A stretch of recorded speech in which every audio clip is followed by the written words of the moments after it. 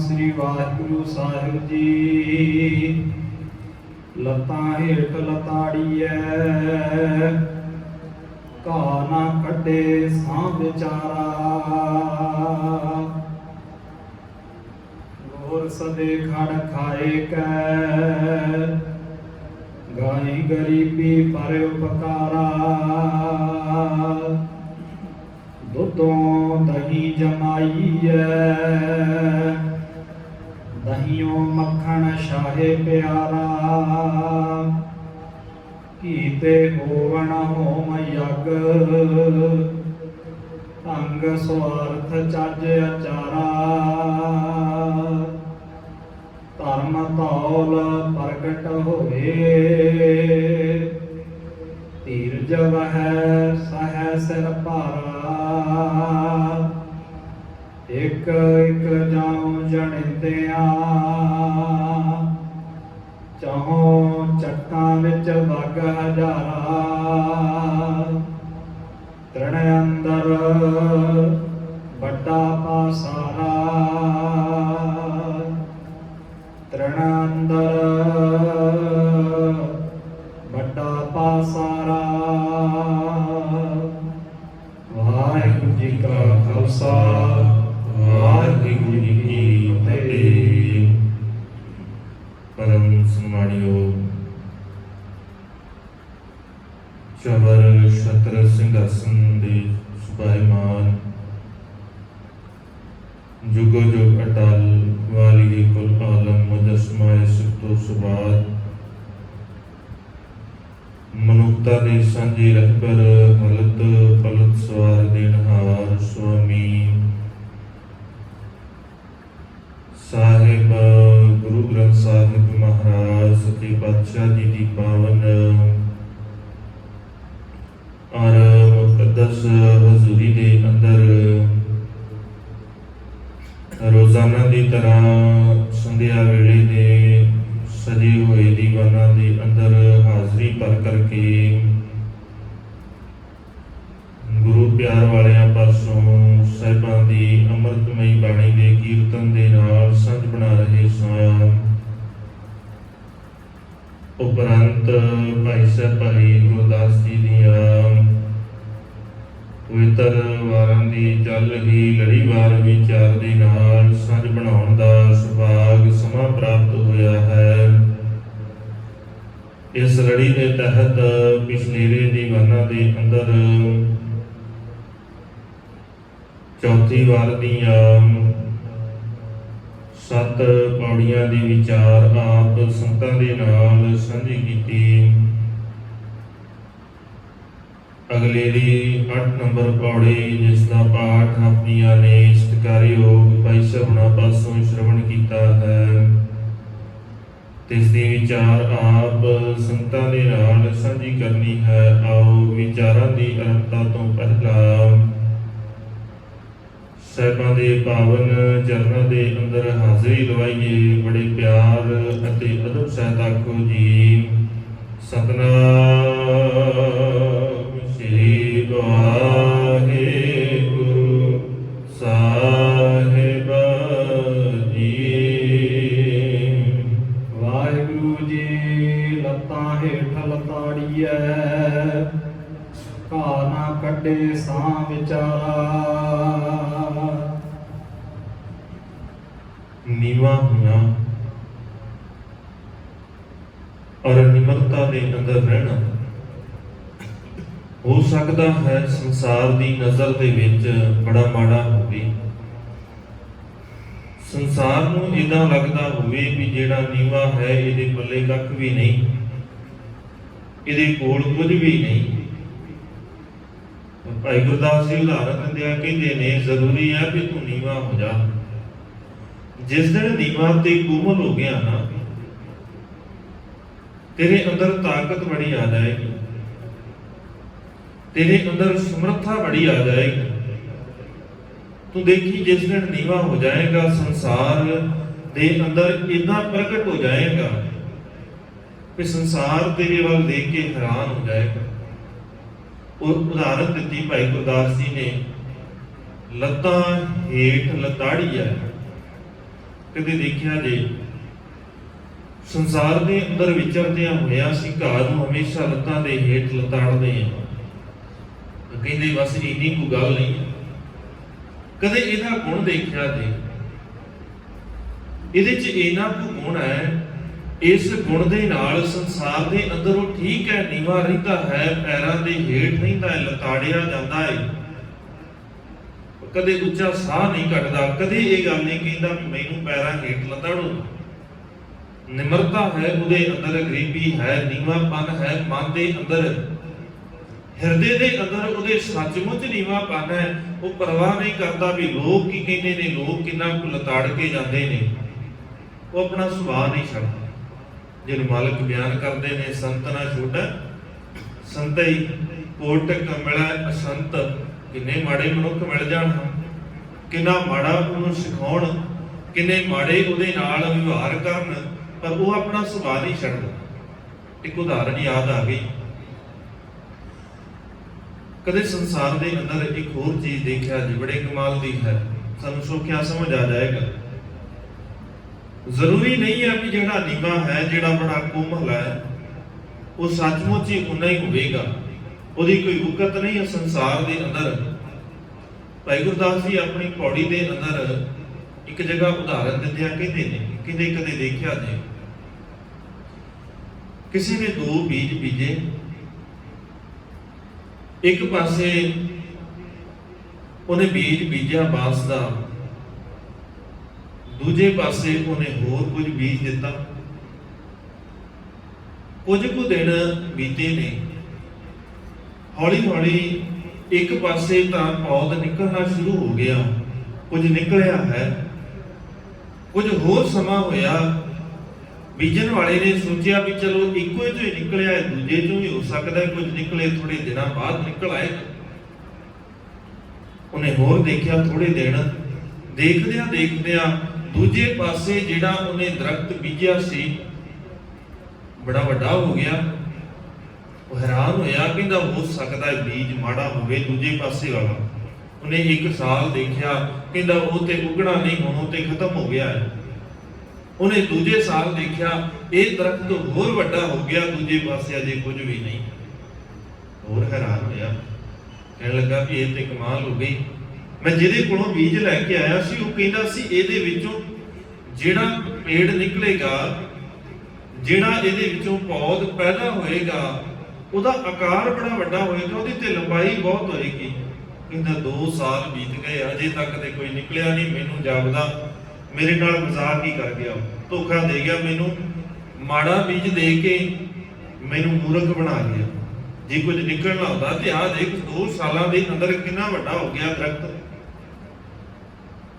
ਹੈਰਾਨੀ ਹੋਈ ਜਦੋਂ 3 ਸਾਲ ਬੀਤ ਗਏ, ਅਜੇ ਵੀ ਉੱਥੇ ਇੱਕ ਪਾਸੇ ਕੁਝ ਵੀ ਨਹੀਂ ਹੈ ਤੇ ਦੂਜੇ ਪਾਸੇ ਉਹ ਦਰਖਤ ਹੋਰ ਵੱਡਾ ਹੋ ਗਿਆ, ਉਹਦੇ ਤੇ ਫਲ ਹੁੰਦੇ ਨੇ। ਹੁਣ ਸਾਰਾ ਟੱਬਰ ਫਲ ਖਾਂਦਾ ਹੈ, ਛਾਂ ਦੇ ਹੇਠ ਬੈਠਦਾ ਹੈ, ਪਰ ਦੂਜੇ ਪਾਸੇ ਕੁਝ ਵੀ ਨਹੀਂ। ਥੋੜਾ ਸਮਾਂ ਹੋਰ ਬੀਤਿਆ, ਉਹਨੂੰ ਲੱਗਾ ਵੀ ਹੁਣ ਕੁਝ ਇਧਰੋਂ ਨਿਕਲਿਆ, ਹੁਣ ਦੂਜੇ ਪਾਸੇ ਵੀ ਪੌਦ ਨਿਕਲਿਆ। ਉਹਨੂੰ ਲੱਗਾ ਵੀ ਹੋ ਸਕਦਾ ਹੈ ਕੁਝ ਹੋਰ ਉੱਗ ਪਿਆ ਹੋਵੇ, ਜੋ ਬੀਜਿਆ ਸੀ ਉਹ ਇੰਨੇ ਸਾਲਾਂ ਬਾਅਦ ਥੋੜ੍ਹਾ ਉੱਗੇਗਾ, ਅਜੇ ਤੇ ਕੁਝ ਵੀ ਨਹੀਂ ਉੱਗ ਸਕਦਾ, ਉਹ ਬੀਜ ਤੇ ਖਤਮ ਹੋ ਗਿਆ ਹੋਵੇ। ਹੈਰਾਨੀ ਉਦੋਂ ਹੋਈ, ਅਜੇ ਕੁਝ ਕੁ ਦਿਨ ਬੀਤੇ ਸਨ, ਉਸ ਨਿਕਲੇ ਹੋਏ ਪੌਦ ਦਾ ਦਰਖਤ ਇੰਨਾ ਕੁ ਉਹਦਾ ਆਕਾਰ ਵਧਣਾ ਸ਼ੁਰੂ ਹੋ ਗਿਆ, ਕੁਝ ਕੁ ਮਹੀਨਿਆਂ ਦੇ ਅੰਦਰ ਹੀ ਉਹ ਪੁਰਾਣੇ ਦਰਖਤ ਤੋਂ ਉੱਚਾ ਹੋ ਗਿਆ। ਭਾਈ ਗੁਰਦਾਸ ਜੀ ਕਹਿੰਦੇ ਬਸ ਇਦਾਂ ਹੀ ਹੈ, ਜ਼ਰੂਰੀ ਨਹੀਂ ਹੈ ਵੀ ਜਿਹੜਾ ਨੀਵਾਂ ਹੈ ਉਹ ਸੱਚਮੁੱਚ ਹੀ ਨੀਵਾਂ ਹੈ। ਜਿਸ ਦਿਨ ਉਹ ਸੰਸਾਰ ਦੇ ਅੰਦਰ ਪ੍ਰਗਟ ਹੁੰਦਾ ਹੈ ਨਾ, ਉਹਦੀਆਂ ਜੜ੍ਹਾਂ ਇੰਨੀਆਂ ਕੁ ਨੀਵੀਆਂ ਨੇ, ਉਹ ਆਪਣੇ ਆਪ ਨੂੰ ਤਿਆਰ ਹੀ ਇੰਨਾ ਕੁ ਕਰ ਲੈਂਦਾ ਹੈ, ਸੰਸਾਰ ਦੇ ਅੰਦਰ ਸਦੀਵੀ ਹੋਂਦ ਵਾਲਾ ਬਣ ਜਾਂਦਾ। ਫਿਰ ਉਸ ਬਾਂਸ ਦੀਆਂ ਜੜ੍ਹਾਂ ਨੂੰ ਪੁੱਟ ਕੇ ਜਿੱਥੇ ਮਰਜ਼ੀ ਲਾਉਂਦੇ ਰਹੋ, ਉੱਥੋਂ ਹੀ ਉਹ ਪੈਦਾ ਹੋ ਜਾਂਦਾ ਹੈ, ਕਦੇ ਮੁੱਕਦਾ ਹੀ ਨਹੀਂ। ਬਾਂਸ ਦੀ ਕਿਤੋਂ ਵੀ ਜੜ ਲੈ ਜਾਓ, ਕਿਸੇ ਜਗ੍ਹਾ ਤੇ ਜਾ ਕੇ ਉਹਦੀ ਜੜ ਲਾ ਦਿਓ, ਪਰ ਤੁਹਾਨੂੰ ਬਾਰ-ਬਾਰ ਇੰਨਾ ਲੰਬਾ ਇੰਤਜ਼ਾਰ ਕਰਨ ਦੀ ਲੋੜ ਨਹੀਂ ਪਏਗੀ। ਹਾਂ, ਇੱਕ ਵਾਰ ਜ਼ਰੂਰ ਸਮਾਂ ਲੱਗਦਾ ਹੈ, ਇੱਕ ਵਾਰ ਸਮਾਂ ਲੱਗਦਾ ਹੈ, ਫਿਰ ਇੰਨਾ ਸਮਾਂ ਨਹੀਂ ਲੱਗਦਾ ਉਹਦੇ ਵਿੱਚ। ਮਤਲਬ ਕਹਿੰਦੇ ਨੀਵਾਂ ਹੋਣਾ ਬੜਾ ਔਖਾ ਕੰਮ ਹੈ, ਸਾਰਿਆਂ ਤੋਂ ਔਖਾ ਹੈ ਨੀਵਾਂ ਹੋਣਾ, ਸੌਖਾ ਨਹੀਂ ਹੈ। ਪਰ ਜਿਹੜਾ ਹੋ ਗਿਆ ਉਹ ਸੰਸਾਰ ਦੇ ਅੰਦਰ ਇਦਾਂ ਦਾ ਪ੍ਰਗਟ ਹੋ ਜਾਂਦਾ ਹੈ, ਫਿਰ ਸੰਸਾਰ ਦੇ ਅੰਦਰ ਉਹ ਸਦੀਵੀ ਹੋਂਦ ਵਾਲਾ ਬਣ ਜਾਂਦਾ ਹੈ। ਜਿਨ੍ਹਾਂ ਨੇ ਨਿਮਰਤਾ ਧਾਰਨ ਕੀਤੀ ਸਦੀਵੀ ਹੋਂਦ ਵਾਲੇ ਬਣ ਗਏ। ਜਿਨ੍ਹਾਂ ਨੇ ਸਿਰਫ ਅੱਗ ਦਿਖਾਈ, ਸਿਰਫ ਹੰਕਾਰ ਦਿਖਾਇਆ, ਜੜਾਂ ਕੱਚੀਆਂ ਸਨ, ਕੁਝ ਕੁ ਸਮੇਂ ਬਾਅਦ ਖਤਮ ਹੋ ਗਏ। ਕਿੰਨੇ ਨੇ ਰਾਜੇ ਜਿਨ੍ਹਾਂ ਦਾ ਸਾਨੂੰ ਨਾਮ ਹੀ ਨਹੀਂ ਪਤਾ ਹੋਵੇਗਾ।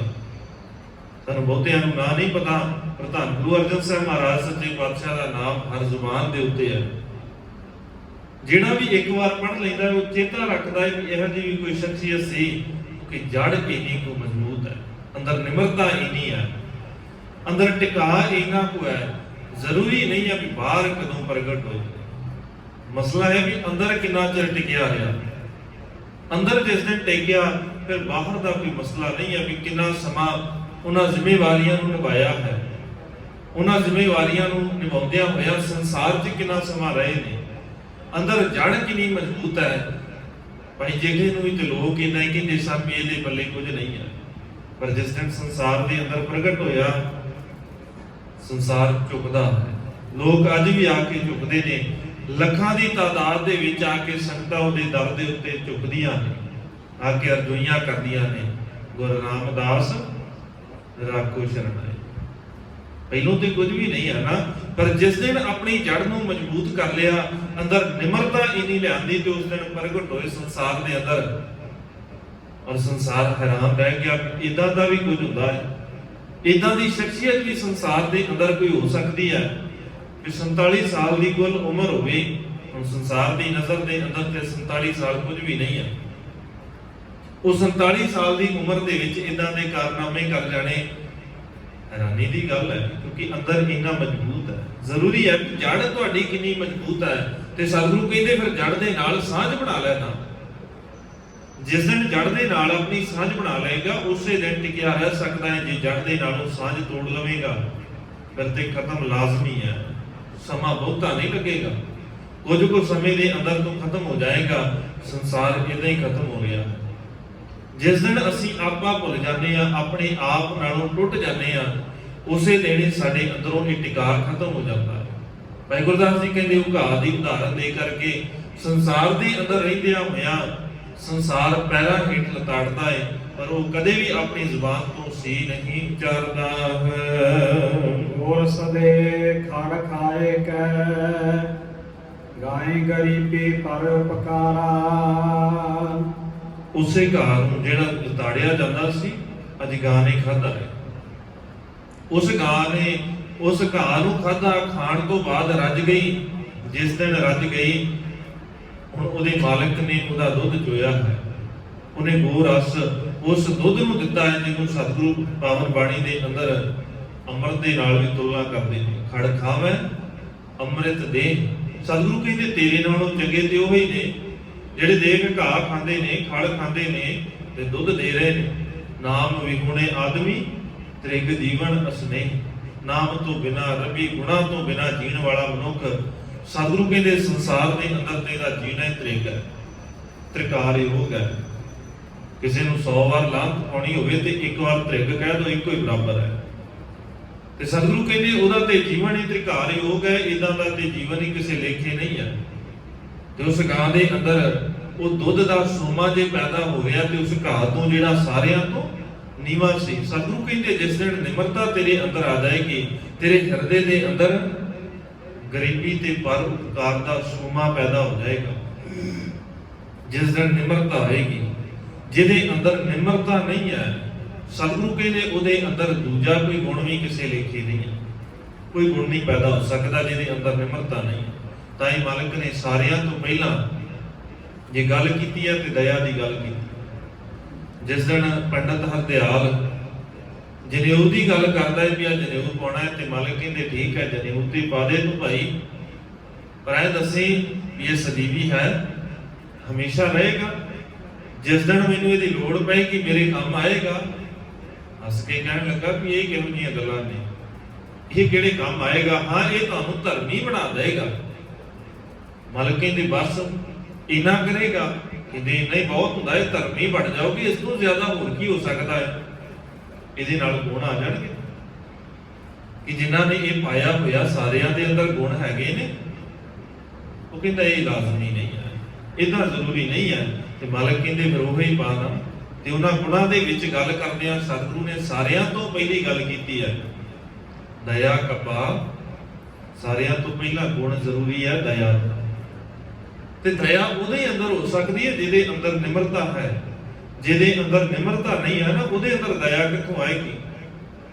ਨਿਮਰਤਾ ਵਾਲੇ ਦੇ ਕੋਲ ਹੀ ਦਇਆ ਹੈ। ਜਿਹੜਾ ਹੰਕਾਰੀ ਹੈ ਉਹਦੇ ਕੋਲ ਦਇਆ ਨਹੀਂ ਹੋ ਸਕਦੀ। ਜੇ ਹੰਕਾਰੀਆਂ ਦੇ ਕੋਲ ਦਇਆ ਹੁੰਦੀ ਤੇ ਸੰਸਾਰ ਦਾ ਇਹ ਹਾਲ ਨਾ ਹੁੰਦਾ ਜਿਹੜਾ ਹਾਲ ਬਣਿਆ ਹੋਇਆ ਹੈ। ਮਸਲਾ ਇਹ ਹੈ ਵੀ ਸਾਰਿਆਂ ਦੇ ਅੰਦਰ ਹੰਕਾਰ ਹੈ, ਤੇ ਜਿਸ ਦਿਨ ਸਾਡੇ ਅੰਦਰ ਹੰਕਾਰ ਆ ਜਾਏ ਸਾਰੇ ਸ਼ੁਭ ਗੁਣ ਜਿਹੜੇ ਨੇ ਖਤਮ ਹੋ ਜਾਂਦੇ। ਤਾਂ ਇਹਦਾ ਸਤਿਗੁਰੂ ਧੰਨ ਗੁਰੂ ਅਰਜਨ ਸਾਹਿਬ ਮਹਾਰਾਜ ਸੱਚੇ ਪਾਤਸ਼ਾਹ ਪਾਵਨ ਬਾਣੀ ਸੰਸਕ੍ਰਿਤੀ ਦੇ ਅੰਦਰ ਬਖਸ਼ਿਸ਼ ਕਰਦੇ ਨੇ। ਮਾਲਕ ਕਹਿੰਦੇ ਦੇਖ ਤੇਰੇ ਅੰਦਰ ਸਾਰਿਆਂ ਤੋਂ ਵੱਡਾ ਔਗਣ ਹੈ ਔਰ ਇਹ ਸਾਰੇ ਪਾਪਾਂ ਦਾ ਮੂਲ ਹੈ। ਇਹ ਹੰਕਾਰਨ ਮੂਲੰ ਪਾਪਾਤਮਾ। ਹੰਕਾਰ ਮੂਲ ਹੈ ਸਾਰੇ ਪਾਪਾਂ ਦਾ। ਸਤਿਗੁਰੂ ਕਹਿੰਦੇ ਇਸੇ ਕਰਕੇ ਸਾਰਿਆਂ ਤੋਂ ਪਹਿਲੋਂ ਇਹਦੇ ਤੋਂ ਬਚ। ਜਿਸ ਦਿਨ ਇਹਦੇ ਤੋਂ ਬਚ ਜਾਏਗਾ ਬਾਕੀ ਰੋਗਾਂ ਤੋਂ ਵੀ ਬਚ ਜਾਏਗਾ। ਇਹ ਰੋਗ ਸਾਰਿਆਂ ਤੋਂ ਵੱਡਾ ਹੈ। ਤੇ ਜੇ ਸਿੱਖਣਾ ਹੈ ਤੇ ਸਾਰਿਆਂ ਤੋਂ ਪਹਿਲੋਂ ਉਹ ਦਇਆ ਦਾ, ਨਿਮਰਤਾ ਦਾ ਜਿਹੜਾ ਸੁਭਾਅ ਹੈ ਉਹ ਗੁਣ ਆਪਣੀ ਜ਼ਿੰਦਗੀ ਦੇ ਅੰਦਰ ਲੈ ਕੇ ਆ। ਮਾਲਕ ਕਹਿੰਦੇ ਜਿਸ ਦਿਨ ਉਹ ਆ ਗਿਆ ਤੇਰੇ ਹਿਰਦੇ ਦੇ ਅੰਦਰ ਗਰੀਬੀ ਤੇ ਪਰਉਪਕਾਰ ਦਾ ਸੋਮਾ ਪੈਦਾ ਹੋ ਜਾਏਗਾ। ਦੁੱਧੋਂ ਦਹੀਂ ਜਮਾਈਐ, ਦਹੀਓਂ ਮੱਖਣ ਸ਼ਾਹੇ ਪਿਆਰਾ। ਸਤਿਗੁਰੂ ਕਹਿੰਦੇ ਫਿਰ ਉਸ ਦੁੱਧ ਤੋਂ ਕਿਸੇ ਨੇ ਜਾਗ ਲਾਈ। ਸਿਆਣੇ ਨੇ ਜਾਗ ਲਾਉਣ ਤੋਂ ਬਾਅਦ ਉਹਦਾ ਦਹੀਂ ਬਣਾਇਆ। ਦੁੱਧੋਂ ਦਹੀਂ ਜਮਾਈਐ, ਦਹੀਓਂ ਮੱਖਣ। ਦਹੀਂ ਤੋਂ ਮੱਖਣ ਪੈਦਾ ਹੋਇਆ। ਦਹੀਂ ਨੂੰ ਜਦੋਂ ਰਿੜਕਿਆ ਗਿਆ ਉਹਦੇ ਤੋਂ ਮੱਖਣ ਪੈਦਾ ਹੋਇਆ। ਮੱਖਣ ਦੇ ਨਾਲ ਲੱਸੀ ਸ਼ਾਹ ਪੈਦਾ ਹੋ ਗਈ। ਸਤਿਗੁਰੂ ਕਹਿੰਦੇ ਇਹ ਤਾਂ ਹੀ ਆ ਬਸ। ਇਹ ਦਇਆ ਰੂਪ ਗੁਣ ਨੂੰ ਜਿਸ ਦਿਨ ਰਿੜਕੇਗਾ ਨਾ, ਦੁੱਧ ਕਰਮ। ਦੁੱਧ ਕਿਹੜਾ ਹੈ? ਕਰਮਾਂ ਦਾ, ਸੁਭਾਅ ਦਾ। ਸਤਿਗੁਰੂ ਕਹਿੰਦੇ ਸੁਭਾਅ ਚੰਗਾ ਬਣਾ, ਦੁੱਧ ਕਰਮ ਹੁਣ ਸੁਰਤ ਸਮਾਇਣ। ਜੇ ਜਾਗ ਲਾਉਣੀ ਹੈ ਇਸ ਸੁਰਤ ਦੇ ਅੰਦਰ ਜਾਗ ਲਾ। ਹੋਏ ਨਿਰਾਸ਼ ਜਮਾਓ, ਫਿਰ ਜਮਾਇਆ ਕਰ। ਜਿਸ ਦਿਨ ਇਸ ਨੂੰ ਜਮਾਏਗਾ ਉਸ ਦਿਨ ਇਹਦੇ ਵਿੱਚੋਂ ਫਿਰ ਤੱਤ ਨਿਕਲਣਗੇ। ਪੰਡਿਤ ਦਹੀਂ ਵਿਲੋਈਐ, ਵਿੱਚੋਂ ਨਿਕਲੇ ਤੱਤ। ਜਲ ਮਥੀਐ, ਜਲ ਦੇਖੀਐ ਸਭ ਜਾਗੇ ਹਵਾ। ਸੰਸਾਰ ਇਹੀ ਕੁਝ ਤੇ ਕਰ ਰਿਹਾ।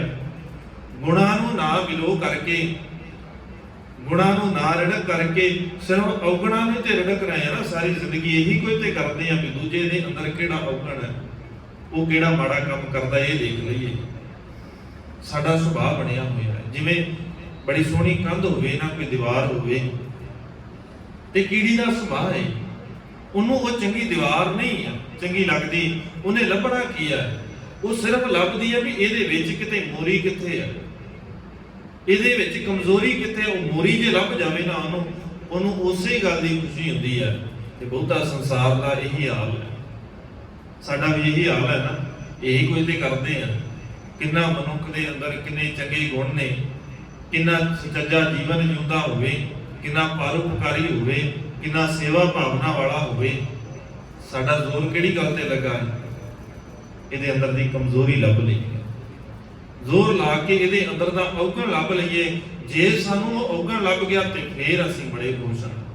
ਸਾਨੂੰ ਉਹਦੇ ਗੁਣ ਨਹੀਂ ਦਿਖਦੇ। ਸਾਡਾ ਸੁਭਾਅ ਵੀ ਉਸੇ ਹੀ ਕੀੜੀ ਵਰਗਾ ਹੈ। ਤੇ ਮਾਲਕ ਕਹਿੰਦੇ ਫਿਰ ਗੁਣਾਂ ਨੂੰ ਮਥਿਆ ਕਰ। ਜਿਸ ਦਿਨ ਗੁਣ ਮਥੇਗਾ ਉਹਦੇ ਵਿੱਚੋਂ ਤੇ ਕੋਈ ਤੱਤ ਨਿਕਲ ਸਕਦਾ ਹੈ। ਤੇ ਤੂੰ ਜੇ ਔਗਣਾਂ ਨੂੰ ਮਾਤਾ ਰਿਹਾ ਤੇ ਫਿਰ ਔਗਣਾਂ ਦਾ ਵਪਾਰ ਕਰੇਗਾ, ਫਿਰ ਔਗਣ ਹੀ ਮਿਲਣਗੇ ਨਾ, ਫਿਰ ਚੰਗਾ ਕੰਮ ਤਾਂ ਨਹੀਂ ਮਿਲ ਸਕਦਾ। ਸਤਿਗੁਰੂ ਕਹਿੰਦੇ ਫਿਰ ਇਦਾਂ ਹੀ ਕਰਿਆ ਕਰ। ਭਾਈ ਗੁਰਦਾਸ ਜੀ ਕਹਿੰਦੇ ਦੁੱਧੋਂ ਦਹੀਂ ਜਮਾਈਐ, ਦਹੀਓਂ ਮੱਖਣ ਸ਼ਾਹ ਪਿਆਰਾ। ਦਹੀਂ ਤੋਂ ਫਿਰ ਉਹ ਮੱਖਣ ਤੇ ਸ਼ਾਹ ਲੱਸੀ ਪੈਦਾ ਹੁੰਦੀ ਹੈ ਜਿਹੜੀ ਸੰਸਾਰ ਦੇ ਅੰਦਰ ਪ੍ਰਮਾਣ ਹੁੰਦੀ ਹੈ, ਜਿਹੜੀ ਕਿਸੇ ਦੇ ਲੇਖੇ ਲੱਗਦੀ ਹੈ। ਤੇ ਜੇ ਤੇਰੇ ਅੰਦਰ ਉਹ ਸੱਚ ਦੀ ਜਾਗ ਲੱਗੀ ਨਾ, ਮੱਖਣ ਪੈਦਾ ਹੋਇਆ ਹੀ ਨਾ, ਉਹ ਜਿਹੜਾ ਗੁਨਾਹ ਦਾ ਮੱਖਣ ਪੈਦਾ ਹੋਣਾ ਹੈ ਤੱਤ ਦੇ ਹੀ ਹੈ ਨਾ। ਦੁੱਧ ਦੇ ਵਿੱਚੋਂ ਪੈਦਾ ਹੋਣ ਵਾਲਾ ਜਿਹੜਾ ਤੱਤ ਹੈ ਉਹ ਮੱਖਣ ਹੈ। ਤੇ ਸਤਿਗੁਰੂ ਕਹਿੰਦੇ ਮੱਖਣ ਪੈਦਾ ਕਰ ਜ਼ਿੰਦਗੀ ਦੇ ਅੰਦਰ, ਇਹ ਕਿਸੇ ਦੇ ਕੰਮ ਆ ਜਾਏਗਾ। ਘਿਓ ਤੇ ਹੋਵਣ ਹੋਮ ਜਗ, ਢੰਗ ਸਵਾਰਥ ਚੱਜ ਅਚਾਰਾ। ਮੱਖਣ ਦਾ ਅਖੀਰਲਾ ਤੱਤ ਜਿਹੜਾ ਹੈ ਦਹੀਂ ਦਾ, ਉਹ ਹੈ ਘਿਓ। ਭਾਈ ਗੁਰਦਾਸ ਜੀ ਨੇ ਉਦਾਹਰਨ ਦਿੱਤੀ, ਕਹਿੰਦੇ ਘੇ ਤੇ ਹੋਵਣ ਹੋਮ ਜਗ। ਘਿਓ ਤੋਂ ਫਿਰ ਹੋਮ ਜਗ ਹੁੰਦੇ ਨੇ ਸੰਸਾਰ ਦੇ ਅੰਦਰ। ਜੇ ਧਰਮ ਦਾ ਕਾਰਜ ਕਰਨਾ ਹੈ ਤੇ ਸਨਾਤਨੀ ਵੀਰਾਂ ਦੇ ਅੰਦਰ ਇੱਕ ਖਿਆਲ ਪ੍ਰਚਲਿਤ ਹੈ ਵੀ ਗਾਂ ਦਾ ਦੁੱਧ ਤੇ ਗਾਂ ਦਾ ਦਹੀਂ ਸਾਰਿਆਂ ਤੋਂ ਜ਼ਿਆਦਾ ਪਵਿੱਤਰ ਹੈ, ਹੋਰ ਕਿਸੇ ਦਾ ਪ੍ਰਵਾਨ ਨਹੀਂ ਹੋਮ ਜਗ ਦੇ ਅੰਦਰ।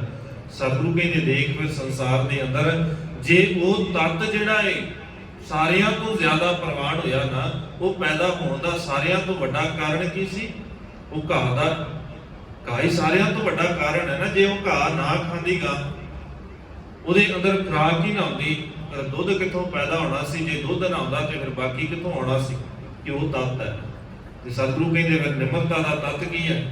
ਪਤਾ ਕਿੱਥੋਂ ਲੱਗੇਗਾ ਵੀ ਸੱਚਮੁੱਚ ਨਿਮਰਤਾ ਹੈਗੀ ਆ? ਪਤਾ ਵੀ ਤੇ ਲੱਗਣਾ ਚਾਹੀਦਾ ਨਾ, ਕੱਲਾ ਕਹਿਣ ਦੇ ਨਾਲ ਨਾ ਗੱਲ ਬਣਨੀ ਕਿ ਮੇਰੇ ਅੰਦਰ ਨਿਮਰਤਾ ਹੈ। ਸਤਿਗੁਰੂ ਕਹਿੰਦੇ ਜੇ ਕੁਝ ਅੰਦਰ ਹੋਵੇ, ਜੇ ਅੰਦਰ ਜੜ ਹੋਵੇ ਤੇ ਬਾਹਰ ਕੁਝ ਪੈਦਾ ਵੀ ਤੇ ਹੋਏਗਾ ਨਾ, ਪਤਾ ਤੇ ਲੱਗਣਾ ਚਾਹੀਦਾ ਵੀ ਕੁਝ ਹੈਗਾ ਹੈ। ਤੇ ਸਤਿਗੁਰੂ ਕਹਿੰਦੇ ਫਿਰ ਤੱਤ ਕੀ ਹੈ? ਮਿੱਠਤ ਨੀਵੀਂ ਨਾਨਕਾ ਗੁਣ ਚੰਗਿਆਈਆਂ ਤੱਤ। ਆਹ ਤੱਤ ਹੈ। ਜਿਵੇਂ ਦਹੀਂ ਦਾ ਤੱਤ ਅਖੀਰਲਾ ਓੜਕ ਤੱਤ ਜਿਹੜਾ ਹੈ ਉਹ ਘਿਓ ਹੈ। ਤੇ ਸਤਿਗੁਰੂ ਕਹਿੰਦੇ ਫਿਰ ਗੁਣ ਜਿੰਨੇ ਨੇ, ਚੰਗਿਆਈਆਂ ਜਿੰਨੀਆਂ ਨੇ, ਇਹਨਾਂ ਸਾਰਿਆਂ ਦਾ ਤੱਤ ਹੈ ਮਿਠਾਸ। ਜ਼ੁਬਾਨ ਤੇਰੀ ਚੰਗੀ ਹੋਣੀ ਚਾਹੀਦੀ ਹੈ, ਬੋਲਣ ਦਾ ਸਲੀਕਾ ਹੋਣਾ ਚਾਹੀਦਾ ਹੈ। ਇੱਥੇ ਦੂਜਿਆਂ ਨੂੰ ਮੰਦਾ ਬੋਲਣ ਵਾਲੇ ਵੀ ਧਰਮੀ ਅਖਾਉਂਦੇ ਨੇ, ਬਾਬਾ ਜੀ ਮੌਜ ਦੇ ਵਿੱਚ ਆ ਕੇ ਗਾਲਾਂ ਕੱਢਦੇ ਨੇ। ਇੱਥੇ ਇਦਾਂ ਦੇ ਵੀ ਧਰਮੀ ਹੈਗੇ, ਸਾਰਾ ਦਿਨ ਨਸ਼ਾ ਕਰਦੇ ਨੇ, ਕੋਈ ਕੋਲ ਚਲਾ ਜਾਵੇ ਤੇ ਗਾਲਾਂ ਕੱਢਣਗੇ, ਮੰਦੇ ਬੋਲ ਬੋਲਦੇ ਨੇ, ਫਿਰ ਕਹਿੰਦੇ ਬਾਬਾ ਜੀ ਮੌਜ ਚ ਆ ਕੇ ਗਾਲਾਂ ਕੱਢਦੇ। ਤੇ ਮਾਲਕ ਕਹਿੰਦੇ ਮੌਜ ਨਹੀਂ ਹੈ, ਇਹ ਕਮਲਾਪਨ ਹੈ। ਇਹ ਬੌਰੇ ਹੋਏ ਫਿਰਦੇ ਨੇ ਤਾਂ ਇਦਾਂ ਬੋਲਦੇ ਨੇ, ਕਿਉਂਕਿ ਮੰਦਾ ਬੋਲਣ ਵਾਲਾ। ਤੇ ਸਤਿਗੁਰੂ ਕਹਿੰਦੇ ਫਿਰ ਉਹਦੇ ਵਾਸਤੇ ਤੇ ਇੱਕੋ ਹੀ ਚੀਜ਼ ਹੈ, ਇੱਕੋ ਹੀ ਉਹਦੇ ਵਾਸਤੇ ਹੱਲ ਹੈ ਜਿਹੜਾ ਬੰਦਾ ਬੋਲਦਾ ਹੈ, ਜਿਹਦੀ ਸ਼ਬਦਾਵਲੀ ਇਦਾਂ ਦੀ ਮਾੜੀ ਹੈ। ਸਤਿਗੁਰੂ ਕਹਿੰਦੇ ਉਹਦੇ ਵਾਸਤੇ ਇੱਕੋ ਹੀ ਚੀਜ਼ ਹੈ, ਪਾਣਾ ਲਹਿ ਸਜਾਏ। ਪਾਣਾ ਦਾ ਭਾਵ ਹੁੰਦਾ ਹੈ ਜੁੱਤੀ। ਸਤਿਗੁਰੂ ਦੇ ਬਚਨ ਨੇ, ਮਾਲਕ ਪਾਵਨ ਬਾਣੀ ਦੇ ਅੰਦਰ ਇਹ ਬਖਸ਼ਿਸ਼ ਕਰਦੇ ਨੇ। ਸਤਿਗੁਰੂ ਕਹਿੰਦੇ ਜਿਨ੍ਹਾਂ ਦਾ ਸੁਭਾਅ ਇਹਨਾਂ ਦਾ ਹੈ ਨਾ, ਮੰਦਾ ਹੀ ਬੋਲਣਾ ਹੈ, ਦੂਜਿਆਂ ਨੂੰ ਨੀਵਾਂ ਹੀ ਦਿਖਾਉਣਾ ਹੈ, ਸਦੀਵੀ ਸੁਭਾਅ ਬਣਿਆ ਹੋਇਆ ਵੀ ਮਾੜਾ ਹੀ ਦਿਖਾਉਣਾ ਹੈ, ਮਾੜਾ ਬੋਲਣਾ ਹੈ, ਮੰਦੇ ਹੀ ਕਰਮ ਕਰਨੇ ਆ। ਮਾਲਕ ਕਹਿੰਦੇ ਫਿਰ ਇੱਕੋ ਹੀ ਹਾਲ ਹੈ ਇਹਨਾਂ ਦਾ, ਤੇ ਪਾਣਾ ਲਹਿ ਸਜਾਏ। ਫਿਰ ਜੁੱਤੀਆਂ ਦੀ ਸੇਵਾ ਹੋਣੀ ਚਾਹੀਦੀ ਹੈ, ਇਹੀ ਸਜ਼ਾ ਹੈ ਇਹਨਾਂ ਦੀ, ਹੋਰ ਕੁਝ ਵੀ ਨਹੀਂ ਹੈ। ਜੇ ਅੰਦਰ ਨਿਮਰਤਾ ਹੀ ਨਹੀਂ ਹੈਗੀ ਤੇ ਫਿਰ ਦਇਆ ਨਹੀਂ ਹੈ, ਤੇ ਧਰਮੀ ਕਾਹਦਾ ਹੈ? ਦਇਆ ਦੇ ਨਾਲ ਹੀ ਤੇ ਧਰਮ ਪੈਦਾ ਹੋਣਾ ਹੈ। ਧੌਲ ਧਰਮ ਦਇਆ ਕਾ ਪੂਤ। ਜੇ ਦਇਆ ਹੀ ਨਹੀਂ ਹੈਗੀ ਤੇ ਫਿਰ ਧਰਮੀ ਨਹੀਂ ਹੋ ਸਕਦਾ, ਫਿਰ ਤੇਰਾ ਜੀਵਨ ਕਿਸੇ ਵੀ ਲੇਖੇ ਨਹੀਂ ਹੈ। ਧਰਮ ਧੌਲ ਪ੍ਰਗਟ ਹੋਏ, ਧੀਰਜ ਵਹਿ ਸਹਿ ਸਿਰ ਭਾਰਾ। ਜਿਸ ਦਿਨ ਇਹ ਸਾਰਾ ਕੁਝ ਹੁੰਦਾ ਹੈ, ਨਾਲ ਨਾਲ ਉਸ ਗਾਂ ਦੇ ਨਾਲ ਇੱਕ ਹੋਰ ਚੀਜ਼ ਜੁੜੀ ਹੋਈ ਹੈ। ਜਿਵੇਂ ਦਇਆ ਦੇ ਨਾਲ ਧਰਮ ਪੈਦਾ ਹੋ ਰਿਹਾ ਹੈ, ਇਹੀ ਤੇ ਧੌਲ ਹੈ ਨਾ। ਤੇ ਭਾਈ ਗੁਰਦਾਸ ਜੀ ਉਦਾਹਰਨ ਦਿੰਦੇ ਕਿ ਸੰਸਾਰ ਦੇ ਅੰਦਰ ਵੀ ਇਦਾਂ ਹੀ ਹੈ। ਉਸੇ ਗਾਂ ਦੇ ਅੰਦਰ ਇੰਨੀ ਸਮਰੱਥਾ ਹੈ, ਤਾਕਤ ਹੈ, ਜਿਹਦੀ ਖੁਰਾਕ ਚੰਗੀ ਹੈ, ਫਿਰ ਉਹਦੇ ਤੋਂ ਪੈਦਾ ਹੁੰਦਾ ਹੈ ਧਰਮ। ਧੌਲ ਪ੍ਰਗਟ ਹੋਏ, ਧੌਲ ਉਸੇ ਗਾਂ ਤੋਂ ਫਿਰ ਅੱਗੇ ਗਊਵੰਸ਼ ਪੈਦਾ ਹੁੰਦਾ ਹੈ, ਬੱਚੇ ਪੈਦਾ ਹੁੰਦੇ ਨੇ। ਤੇ ਮਾਲਕ ਕਹਿੰਦੇ ਫਿਰ ਇੱਧਰ ਵੀ ਤੇ ਇਦਾਂ ਹੀ ਹੈ। ਦਇਆ ਤੇ ਸਾਰਿਆਂ ਤੋਂ ਜ਼ਰੂਰੀ ਗੁਣ ਹੈ, ਉੱਥੋਂ ਹੀ ਫਿਰ ਧੌਲ ਪੈਦਾ ਹੁੰਦਾ ਹੈ, ਉਹ ਹੈ ਧਰਮ ਰੂਪ। ਜਿਹਦੇ ਅੰਦਰ ਦਇਆ ਨਹੀਂ, ਉਹ ਧਰਮੀ ਨਹੀਂ ਹੋ ਸਕਦਾ। ਇਹ ਪਹਿਲੀ ਨਿਸ਼ਾਨੀ ਹੈ। ਕੋਈ ਦਾਵਾ ਕਰਦਾ ਹੋਵੇ ਵੀ ਮੈਂ ਧਰਮੀ ਵੀ ਹਾਂ, ਔਰੰਗਜ਼ੇਬ ਵੀ ਤੇ ਦਾਵਾ ਹੀ ਕਰਦਾ ਸੀ ਨਾ। ਪਹਾੜੀ ਰਾਜੇ ਵੀ ਦਾਵਾ ਕਰਦੇ ਸਨ ਵੀ ਅਸੀਂ ਬੜੇ ਧਰਮੀ ਹਾਂ, ਪਰ ਦਇਆ ਨਹੀਂ ਹੈ। ਸਤਿਗੁਰੂ ਕਹਿੰਦੇ ਜੇ ਦਇਆ ਨਹੀਂ ਹੈਗੀ ਤੇ ਫਿਰ ਧਰਮੀ ਕਿਸ ਅਰਥ ਹੈ? ਤੂੰ ਹਾਂ ਕਰਮ ਕਾਂਡ ਕਰੀ ਜਾ, ਜਿੰਨੀ ਮਰਜ਼ੀ ਤੂੰ ਦਾਅਵੇ ਕਰ ਸੰਸਾਰ ਦੇ ਅੰਦਰ ਕਿ ਜੀ ਮੈਂ ਰਾਜਵੰਸ਼ ਦੇ ਵਿੱਚੋਂ, ਰਾਜ ਘਰਾਣੇ ਦੇ ਵਿੱਚੋਂ ਕੋਈ ਵੀ ਵਸਤ ਨਹੀਂ ਸਕਦਾ, ਮੈਂ ਆਪਣੀ ਕਮਾਈ ਕਰਕੇ ਖਾਣਾ, ਵੀ ਇੰਨਾ ਧਰਮੀ ਆ ਮੈਂ। ਸਤਿਗੁਰੂ ਕਹਿੰਦੇ ਫਿਰ ਇਹ ਤੇਰਾ ਕਹਿਣ ਦੀਆਂ ਗੱਲਾਂ ਨੇ, ਬਸ ਦਿਖਾਉਣ ਦੀਆਂ ਗੱਲਾਂ ਨੇ ਵੀ ਤੂੰ ਧਰਮੀ ਹੈਗਾ ਏ। ਤੇ ਤੂੰ ਕਹਿੰਦਾ ਹੈ ਵੀ ਮੈਂ ਟੋਪੀਆਂ ਬਣਾ ਕੇ ਵੇਚਦਾ, ਜਿਹੜੀਆਂ ਨਮਾਜ਼ ਅਦਾ ਕਰਨ ਵੇਲੇ ਪਾਈਆਂ ਜਾਂਦੀਆਂ ਨੇ। ਸਤਿਗੁਰੂ ਕਹਿੰਦੇ ਤੇਰੇ ਕਹਿਣ ਦੀ ਗੱਲ ਹੈ ਵੀ ਤੂੰ ਇਦਾਂ ਕਰਕੇ ਧਰਮੀ ਬਣ ਜਾਏਗਾ। ਤੂੰ ਕਹਿੰਦਾ ਵੀ ਮੈਂ ਕੁਰਾਨ ਦੀਆਂ ਆਇਤਾਂ ਲਿਖ ਕੇ ਉਹਦੇ ਬਦਲੇ ਜੋ ਮੈਨੂੰ ਧਨ ਮਿਲਦਾ ਹੈ, ਮੈਂ ਉਹਦੇ ਤੋਂ ਆਪਣਾ ਲੰਗਰ ਪਾਣੀ ਦਾ ਪ੍ਰਬੰਧ ਕਰਦਾ, ਆਪਣੇ ਜੀਣ ਦਾ ਜਿਹੜਾ ਢੰਗ ਹੈ ਉਸੇ ਤੋਂ ਸਿਰਫ ਚਲਾਉਣਾ। ਤੇ ਸਤਿਗੁਰੂ ਕਹਿੰਦੇ ਤੇਰੇ ਕਹਿਣ ਦੀਆਂ ਗੱਲਾਂ ਨੇ ਵੀ ਤੂੰ ਇਦਾਂ ਧਰਮੀ ਨਹੀਂ ਬਣ ਸਕਦਾ। ਧਰਮੀ ਬਣਨਾ ਹੈ ਤੇ ਗੁਣ ਪੈਦਾ ਕਰ। ਸਾਡਾ ਵੀ ਸੰਸਾਰ ਦਾ ਬਹੁਤਾ ਹਾਲ ਇਹੀ ਹੈ, ਅਸੀਂ ਸਾਰੇ ਹੀ ਚਾਹੁੰਦੇ ਹਾਂ। ਕੋਈ ਹੈ ਇਦਾਂ ਦਾ ਜਿਹੜਾ ਨਾ ਚਾਹੁੰਦਾ ਹੋਵੇ ਕਿ ਮੇਰਾ ਜੀਵਨ ਬੜਾ ਚੰਗਾ ਹੋ ਜਾਏ? ਕਿੰਨਾ ਵੀ ਮਾੜਾ ਮਨੁੱਖ ਹੋਵੇ, ਉਹਨੂੰ ਪਤਾ ਹੈ ਵੀ ਮਾੜਾ ਹੈ। ਬਾਪ ਨੂੰ ਪਤਾ ਹੈ ਜਿਹੜਾ ਮੈਂ ਨਸ਼ਾ ਕਰਦਾ ਨਾ ਚੰਗਾ ਨਹੀਂ ਹੈ। ਬੱਚਿਆਂ ਨੂੰ ਹਮੇਸ਼ਾ ਕਹੇਗਾ ਪੁੱਤ ਮਾੜਾ ਹੈ, ਚੰਗਾ ਨਹੀਂ ਹੈਗਾ, ਨਸ਼ਾ ਨਹੀਂ ਕਰਨਾ ਚਾਹੀਦਾ। ਜੇ ਕਿਤੇ ਦੇਖ ਲਵੇ ਨਾ ਪੁੱਤ ਨੂੰ ਨਸ਼ਾ ਕਰਦਿਆਂ ਗਲ ਪੈ ਜਾਂਦਾ ਵੀ ਤੂੰ ਇਹ ਮਾੜਾ ਕੰਮ ਕਰਦਾ, ਇਹ ਨਹੀਂ ਤੈਨੂੰ ਕਰਨਾ ਚਾਹੀਦਾ। ਠੀਕ ਆ, ਮੈਂ ਕਰਦਾ ਵਾਂ, ਮੈਂ ਉਲਝਿਆ ਹੋਇਆ, ਪਹਿਲੋਂ ਤੋਂ ਫਸ ਗਿਆ ਇਸ ਕੰਮ 'ਚ, ਬੜਾ ਔਖਾ ਹੈ ਛੱਡਣਾ, ਪਰ ਪੁੱਤ ਤੂੰ ਨਾ ਇਹ ਕੰਮ ਕਰਿਆ ਕਰ। ਪਤਾ ਹੈ ਨਾ ਮਾੜਾ ਹੈ, ਪਰ ਆਪ ਫਿਰ ਵੀ ਕਰਦਾ ਹੈ। ਸੰਸਾਰ ਦਾ ਬਹੁਤੇ ਦਾ ਹੀ ਹਾਲ ਹੈ। ਦੂਜਿਆਂ ਨੂੰ ਤੇ ਜ਼ਰੂਰ ਦੱਸ ਦਿੰਦੇ ਆ, ਦੂਜਿਆਂ ਨੂੰ ਤੇ ਕਹਿ ਦਿੰਦੇ ਆ, ਪਰ ਜਿਸ ਦਿਨ ਆਪਣੀ ਵਾਰੀ ਆਉਂਦੀ ਆ ਫਿਰ ਕਹਿੰਦੇ ਵੀ ਹੁਣ ਤੇ ਸਾਡਾ ਸੁਭਾਅ ਬਣ ਚੁੱਕਿਆ ਹੈ। ਤੇ ਨਾਲ ਹੀ ਵਾਰਿਸ ਸ਼ਾਹ ਦੀ ਲਿਖੀ ਹੋਈ ਇਹ ਗੱਲ ਵੀ ਸੁਣਾ ਦਿੰਦੇ। ਵਾਰਿਸ ਸ਼ਾਹ, ਨਾ ਆਦਤਾਂ ਜਾਂਦੀਆਂ ਨੇ ਭਾਵੇਂ ਕੱਟੀਆਂ ਕੋਰੀਆਂ ਬੋਰੀਆਂ ਜੀ, ਵੀ ਕੋਈ ਕੋਰੀਆਂ ਬੋਰੀਆਂ ਕਰਕੇ ਵੱਢ ਦੇਵੇ ਨਾ, ਫਿਰ ਵੀ ਆਦਤ ਨਹੀਂ ਜਾ ਸਕਦੀ। ਸਤਿਗੁਰੂ ਕਹਿੰਦੇ ਭੁਲੇਖਾ ਹੈ ਸੰਸਾਰ ਦਾ, ਇੱਥੇ ਤੇ ਜਾਂਦੀਆਂ ਨੇ। ਕਹਿਣ ਦੀ ਗੱਲ ਹੈ ਵੀ ਜਾਂਦੀਆਂ ਨਹੀਂ ਹੈ। ਵਾਰਿਸ ਸ਼ਾਹ ਦੀ ਅਗਲੀ ਲਿਖਤ ਹੈ, ਅਸੀਂ ਜਿੰਨੀ ਕੁ ਸਾਨੂੰ ਚੰਗੀ ਲੱਗਦੀ ਹੈ ਨਾ ਗੱਲ, ਅਸੀਂ ਉਨੀ ਉਹ ਯਾਦ ਰੱਖਦੇ ਤੇ ਉਨੀ ਉਹ ਦੂਜਿਆਂ ਨੂੰ ਸੁਣਾ ਦਿੰਦੇ ਹਾਂ। ਜਿੰਨੀ ਸਾਨੂੰ ਚੰਗੀ ਲੱਗਦੀ ਉਸ ਤੋਂ ਅੱਗੇ ਸਾਨੂੰ ਕੋਈ ਮਤਲਬ ਨਹੀਂ ਹੈ ਵੀ ਮੈਨੂੰ ਇੰਨੀ ਚੰਗੀ ਲੱਗਦੀ ਹੈ, ਮੈਂ ਇੰਨੀ ਸੁਣਾ ਦਿੱਤੀ। ਜਿਵੇਂ ਕਿਸੇ ਨੇ ਧਨ ਲਿਆ ਕਿਸੇ ਦੇ ਕੋਲੋਂ, ਹੁਣ ਉਹਦੇ ਮਨ ਦੇ ਅੰਦਰ ਭਾਵਨਾ ਸੀ ਵੀ ਮੈਂ ਮੋੜਨਾ ਤੇ ਹੈ ਨਹੀਂ ਹੈ, ਮੈਂ ਤਾਂ ਨਹੀਂ ਮੋੜਦਾ, ਲੈਣਾ ਜ਼ਰੂਰ ਹੈ। ਲੈ ਲਿਆ, ਕੁਝ ਸਮਾਂ ਨਿਕਲਿਆ, ਜਿਹਦੇ ਕੋਲੋਂ ਲਿਆ ਸੀ ਉਹਨੇ ਮੰਗਿਆ ਵੀ ਭਾਈ ਤੂੰ ਮੇਰੇ ਨਾਲ ਵਾਅਦਾ ਕੀਤਾ ਸੀ ਵੀ ਇੰਨੇ ਦਿਨਾਂ ਨੂੰ ਮੈਨੂੰ ਇਹ ਧਨ ਮੋੜ ਦੇਗਾ। ਕਹਿੰਦਾ ਕੋਈ ਨਹੀਂ, ਮੋੜ ਦੇਵਾਂਗੇ। ਕੁਝ ਸਮਾਂ ਹੋਰ ਨਿਕਲਿਆ, ਕਹਿੰਦਾ ਵੀ ਕੋਈ ਗੱਲ ਨਹੀਂ, ਮੋੜ ਦੇਵਾਂਗੇ, ਮੈਂ ਕਿਤੇ ਭੱਜਿਆ ਜਾਣਾ। ਹੁਣ ਮਨ ਦੇ ਅੰਦਰ ਤੇ ਖੋਟ ਸੀ ਨਾ। ਸਮਾਂ ਨਿਕਲਦਾ ਗਿਆ, ਜਿਸ ਦਿਨ ਉਹਨੂੰ ਪਤਾ ਲੱਗ ਗਿਆ ਵੀ ਹੁਣ ਨਹੀਂ ਮੋੜਦਾ, ਉਹਨੇ ਪੰਚਾਇਤ ਇਕੱਠੀ ਕਰ ਲਈ, ਸਿਆਣਿਆਂ ਨੂੰ ਬੁਲਾ ਲਿਆਇਆ। ਉਹ ਕਹਿੰਦਾ ਵੀ ਗੱਲ ਏਦਾਂ ਹੈ, ਮੈਂ ਇਸ ਮਨੁੱਖ ਨੂੰ ਬੜਾ ਵਿਸ਼ਵਾਸ ਕਰਕੇ ਧਨ ਦਿੱਤਾ ਸੀ ਵੀ ਇਹਨੂੰ ਲੋੜ ਸੀ, ਬੜਾ ਵਿਸ਼ਵਾਸ ਕੀਤਾ ਸੀ ਇਹਦੇ ਉੱਤੇ, ਇਹਨੇ ਮੈਨੂੰ ਲਾਰੇ ਤੇ ਲਾਰੇ ਲਾਏ ਨੇ ਲਗਾਤਾਰ, ਮੇਰੇ ਨਾਲ ਇਹੀ ਗੱਲ ਕਹਿੰਦਾ ਵੀ ਦੇ ਦੇਵਾਂਗਾ, ਹੁਣ ਇਹ ਦਿੰਦਾ ਨਹੀਂ ਹੈ, ਮੰਨਦਾ ਨਹੀਂ ਹੈ। ਉਹ ਕਹਿੰਦਾ ਵੀ ਮੈਂ ਕਿਹੜਾ ਕੋਲੋਂ ਇਹੋ ਜਿਹੇ ਸੁਭਾਅ, ਮੈਂ ਆਪਣੇ ਕੋਲੋਂ ਗੁਣ ਥੋੜੀ ਨਾ ਸਿੱਖੇ ਨੇ। ਮੈਂ ਤਾਂ ਦੇਖੋ ਜੀ ਰੋਜ਼ਾਨਾ ਬਾਣੀ ਪੜ੍ਹਦਾ, ਉਹਦੇ 'ਚ ਲਿਖਿਆ ਹੋਇਆ ਹੈ ਚੇਤੇ ਲੈ ਲੈ ਮੁੱਕਰ ਪਾਹੇ।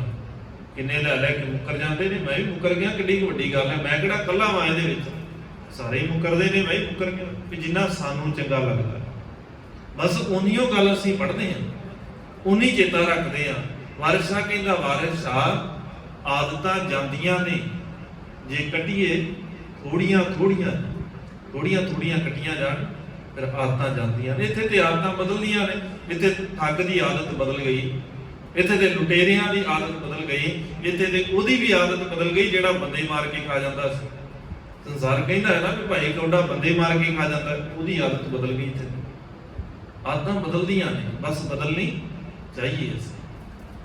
ਇਹ ਕਹਿਣ ਦੀ ਬਾਤ ਹੈ ਕਿ ਆਦਤਾਂ ਬਦਲਦੀਆਂ ਨਹੀਂ। ਜਿਸ ਦਿਨ ਗੁਰੂ ਦੇ ਕੋਲ ਆ ਕੇ ਕਵਾਂਗੇ ਨਾ, ਸਤਿਗੁਰੂ ਮੇਰੇ ਅੰਦਰ ਆ ਜਿਹੜੀ ਮਾੜੀ ਆਦਤ ਹੈਗੀ ਆ, ਮਾੜਾ ਸੁਭਾਅ ਮੇਰੇ ਅੰਦਰ ਹੈਗਾ ਹੈ, ਤੁਸੀਂ ਕਿਰਪਾ ਕਰੋ, ਮੈਂ ਬਦਲਣਾ ਚਾਹੁੰਦਾ, ਤੇ ਗੁਰੂ ਕਿਰਪਾ ਕਰੇਗਾ। ਬਦਲਦੀਆਂ ਨੇ, ਬੜੇ ਨੇ ਸੰਸਾਰ ਦੇ ਅੰਦਰ ਜਿਨ੍ਹਾਂ ਨੇ ਬਦਲ ਲਈਆਂ, ਬਸ ਇਹ ਵੀ ਅਸੀਂ ਚਾਹੁੰਦੇ ਨਹੀਂ ਆ। ਸਾਡੇ ਕੋਲ ਉਜਤਾਂ ਬੜੀਆਂ ਨੇ, ਉਜਤ ਹੁੰਦੀ ਹੈ ਨਾ, ਪੰਜਾਬੀ ਦਾ ਆਮ ਲਫ਼ਜ਼ ਹੈ, ਜਦੋਂ ਅਸੀਂ ਮੰਨਣੀ ਤੇ ਚਾਹੀਏ ਨਾ, ਅੱਗੇ ਹੋਰ ਜਵਾਬ ਦਿੰਦੇ ਰਹੀਏ, ਉਹਨੂੰ ਕਹਿੰਦੇ ਉਜਤ। ਸਾਡਾ ਵੀ ਹਾਲ ਉਦਾਂ ਦਾ। ਜੇ ਗੁਰੂ ਸਾਹਿਬ ਕਹਿਣ ਨਾ ਵੀ ਭਲਿਆ ਆਹ ਕੰਮ ਕਰਿਆ ਕਰ, ਮਾੜੇ ਥਾਵਾਂ ਤੇ ਨਾ ਜਾਇਆ ਕਰ, ਕੋਈ ਨਾ ਫਿਰ ਕੀ ਹੈ, ਮੈਂ ਕਿਹੜਾ ਇਕੱਲਾ ਜਾਂਦਾ, ਬਾਕੀ ਵੀ ਜਾਂਦੇ ਹੀ ਆ। ਮੈਂ ਕਿਹੜਾ ਇਕੱਲੇ ਨੇ ਆਹ ਕੰਮ ਕੀਤਾ, ਬਾਕੀ ਵੀ ਤੇ ਕਰਦੇ ਹੀ ਆ। ਮੈਂ ਕਿਹੜਾ ਏਦਾਂ ਇਕੱਲਾ ਕਰਦਾ, ਮੈਂ ਉਹਨੂੰ ਵੀ ਤੇ ਵੇਖਿਆ ਸੀ ਕਰਦੇ ਆ। ਬਸ ਸਾਡਾ ਇਹ ਸੁਭਾਅ ਹੈ, ਅਸੀਂ ਹੁਜਤਾਂ ਕਰਦੇ ਹਾਂ। ਸਤਿਗੁਰੂ ਕਹਿੰਦੇ ਇੱਥੇ ਹੁਜਤ ਨਹੀਂ ਪ੍ਰਵਾਨ, ਇੱਥੇ ਤੇ ਪ੍ਰਵਾਨ ਹੈ ਸਮਰਪਣ। ਜਦੋਂ ਤੱਕ ਸਮਰਪਣ ਨਹੀਂ ਕਰਦੇ, ਜਦੋਂ ਤੱਕ ਇਹ ਗੱਲ ਨਹੀਂ ਕਹਿੰਦੇ ਵੀ ਸਤਿਗੁਰੂ ਜੋ ਕਹੇਗਾ ਉਹੀ ਕਰਾਂਗੇ, ਤੇਰੇ ਤੋਂ ਬਾਅਦ ਬਿਨਾਂ ਤੇ ਕੁਝ ਕਰਦੇ ਨਹੀਂ। ਅਸੀਂ ਸੋਚਣਾ ਵੀ ਜਿਹੜਾ ਤੇਰੀ ਸੋਚ ਤੋਂ ਬਿਨਾਂ ਜੇ ਅਸੀਂ ਸੋਚਦੇ ਉਹ ਵੀ ਗੁਨਾਹ ਹੈ। ਜਦੋਂ ਤੱਕ ਇਹ ਭਾਵਨਾ ਸਾਡੇ ਅੰਦਰ ਨਹੀਂ ਹੁੰਦੀ, ਸਤਿਗੁਰੂ ਕਹਿੰਦੇ ਉਦੋਂ ਤੱਕ ਤੇਰੇ ਅੰਦਰ ਉਹ ਰਹਿਮਤਾਂ ਦਾ ਜਿਹੜਾ ਖਜ਼ਾਨਾ ਹੈ ਨਾ, ਉਹ ਪ੍ਰਗਟ ਹੀ ਨਹੀਂ ਹੋ ਸਕਦਾ। ਬਾਹਰੋਂ ਨਹੀਂ ਆਉਣਾ, ਕਿਤੋਂ ਹੈਗਾ ਤੇ ਅੰਦਰ ਹੀ ਹੈ। ਸਤਿਗੁਰੂ ਕਹਿੰਦੇ ਬਸ ਆ ਵੀ ਉਹ ਖੁੱਲੇਗਾ ਨਹੀਂ, ਖਜ਼ਾਨਾ ਪਛਾਣ ਹੀ ਨਹੀਂ ਆਏਗੀ, ਤੈਨੂੰ ਪਤਾ ਹੀ ਉਦੋਂ ਲੱਗੇਗਾ ਜਿਸ ਦਿਨ ਗੁਰੂ ਦੇ ਨਾਲ ਜੁੜੇਗਾ। ਬਾਹਰੋਂ ਕੁਝ ਨਹੀਂ ਲੱਭਣਾ। ਮਾਲਕ ਕਹਿੰਦੇ ਬਾਹਰ ਕੀ ਲੱਭਦਾ ਹੈ? ਮਨ ਰੇ ਥਿਰ ਰਹੋ ਮਤ ਕਤ ਜਾਹੀ ਜੀਓ, ਬਾਹਰ ਢੂੰਡਤ ਬਹੁਤ ਦੁੱਖ ਪਾਵੈ, ਅੰਤਰ ਕੀ ਗਤ ਤਾਹੀ ਜੀਓ। ਬਾਹਰ ਕੀ ਲੱਭਦਾ ਹੈ? ਸਤਿਗੁਰੂ ਕਹਿੰਦੇ ਬਾਹਰ ਦੇ ਦੁੱਖ ਮਿਲਣਗੇ, ਬਾਹਰ ਦੇ ਧੱਕੇ ਮਿਲਣਗੇ। ਵੀ ਤੂੰ ਕਹੇ ਵੀ ਸੰਸਾਰ ਦੇ ਤਰੀਕਿਆਂ ਦੇ ਨਾਲ ਜੀਣਾ ਸ਼ੁਰੂ ਕਰ ਦੇਵਾਂ, ਵੀ ਇਦਾਂ ਮੈਨੂੰ ਸੁੱਖ ਮਿਲ ਜਾਏਗਾ, ਵੀ ਧਰਮ ਦੇ ਕਾਰਜ ਕਰਦਿਆਂ ਹੋਇਆਂ, ਜਿਹਨੂੰ ਮਾਲਕ ਬਿਆਨ ਕਰਦੇ ਨੇ, ਸਤਿਗੁਰੂ ਕਹਿੰਦੇ ਧਰਮ ਦੇ ਕਾਰਜ ਕਰਦਿਆਂ ਹੋਇਆਂ ਕਰਮ ਕਾਂਡ ਕਰਨ ਲੱਗ ਗਿਆ, ਧਰਮੀ ਬਣਦਾ ਹੁਣ ਦੁੱਖ ਵੀ ਤੈਨੂੰ ਹੀ ਮਿਲਣਗੇ। ਫਿਰ ਤੂੰ ਕਹਿੰਦਾ ਹੈ ਨਾ ਵੀ ਆਹ ਦੁੱਖ ਮਿਲਿਆ, ਵੀ ਮੈਂ ਨੰਗੇ ਪੈਰੀ ਤੁਰਦਾ ਜੀ, ਮੈਂ ਤਾਂ ਜੀ ਪੈਰਾਂ 'ਚ ਚੱਪਲ ਨਹੀਂ ਪਾਈ। ਸਤਿਗੁਰੂ ਕਹਿੰਦੇ ਫਿਰ ਕਿੱਡੀ ਕੁ ਵੱਡੀ ਗੱਲ ਹੈ, ਧਰਮੀ ਬਣ ਗਿਆ ਇਹਦੇ ਨਾਲ। ਹੁਣ ਤੁਰਿਆ ਜਾਣਾ ਸੀ, ਪੈਰ ਦੇ ਵਿੱਚ ਕੰਡਾ ਵੱਜ ਗਿਆ, ਦੁੱਖ ਹੋਇਆ। ਕਿਹਦੇ ਕਾਰਨ? ਰੱਬ ਨੇ ਤਾਂ ਨਹੀਂ ਕਿਹਾ ਸੀ ਤੈਨੂੰ, ਰੱਬ ਨੇ ਤੈਨੂੰ ਸਮਰੱਥਾ ਦਿੱਤੀ ਸੀ, ਪੱਗ ਉੱਪੇ ਤਾਣਾ ਆਪਣਾ ਕੀਆ ਕਮਾਣਾ, ਆਪਣਾ ਕੀਤਾ ਕਮਾ ਰਿਹਾ, ਕਿਹਦਾ ਕਿਸੇ ਦਾ ਕੀਤਾ ਤਾਂ ਨਹੀਂ ਹੈ। ਰੱਬ ਨੇ ਤਾਂ ਨਹੀਂ ਤੈਨੂੰ ਕਿਹਾ ਸੀ। ਰੱਬ ਤੇ ਤੈਨੂੰ ਕਹਿੰਦਾ ਹੈ ਵੀ ਸੰਸਾਰ ਦੇ ਅੰਦਰ ਰਹਿ, ਸੰਸਾਰ ਦੇ ਅੰਦਰ ਰਹਿੰਦਿਆਂ ਹੋਇਆਂ ਸੰਸਾਰ ਦੇ ਵਿੱਚੋਂ ਰੱਬ ਨੂੰ ਦੇਖ ਤੇ ਉਹਦੀ ਸੇਵਾ ਕਰ। ਇਹੀ ਤੇ ਰੱਬ ਦੀ ਭਾਵਨਾ, ਇਹੀ ਤੇ ਸਤਿਗੁਰੂ ਨੇ ਸਾਨੂੰ ਸਿਖਾਇਆ ਹੈ। ਸਾਨੂੰ ਏਦਾਂ ਲੱਗਾ ਕਿ ਰੱਬ ਕਿਤੇ ਹੋਰ ਰਹਿੰਦਾ ਹੈ, ਉਹਨੂੰ ਕਿਤੋਂ ਹੋਰ ਹੀ ਲੱਭਣਾ ਜਾ।